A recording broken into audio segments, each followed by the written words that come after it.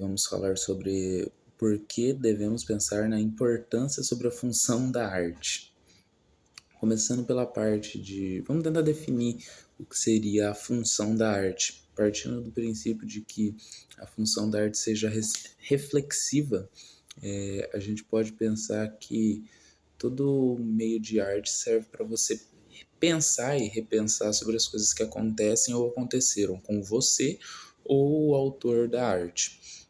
Por exemplo, uma música, uma peça de teatro, qualquer expressão artística pode ser considerada considerando que ela seja para um meio de reflexão, seja do seu ambiente que você vive, do momento que você viveu ou do momento que você está vivendo.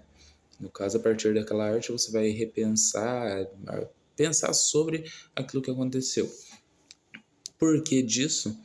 No caso que vamos dizer seria a parte mais importante por trás dessa reflexão, é a parte de conseguir entender o que se aconteceu. Porque normalmente nós seres humanos a gente tem sensações e emoções que acontecem e a gente não consegue distinguir, entender aquilo e muito menos dar significado para aquilo. E aí a gente, por ser curioso e não conseguir sossegar, a gente começa a dar entendimento a partir de rever, refletir, refazer e ressentir é difícil, mas ressentir também aquelas emoções, aquelas sensações de cada momento que foi passado por cada um de nós, aquelas emoções pessoais de cada um.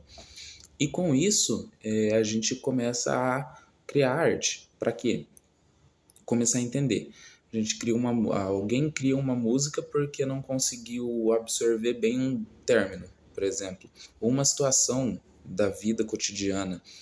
E com isso, ela, a partir daquela música, descreve o acontecido e tenta ver de fora. Tipo quando você está conversando com uma pessoa sobre uma situação que você não conseguiu digerir bem, e aí, sem a pessoa dizer nada, só por você ter falado para ela, você já conseguiu ouvir fora da sua cabeça, você ouviu o que você estava dizendo, e você pegou e falou, pô, mas eu não tinha pensado nisso ainda. Ou então você fala, a pessoa repete e fala, pô, tem razão. Mesma coisa, a pessoa cria uma música e ela escuta, ou então ela faz um poema, escreve alguma coisa nesse sentido, e aí ela reabsorve aquela informação e entende e compreende o que se aconteceu. Com isso, isso pode acontecer tanto para o autor da música, texto, poema, seja o que for, o meio de arte que ele fez, quanto para quem está ouvindo.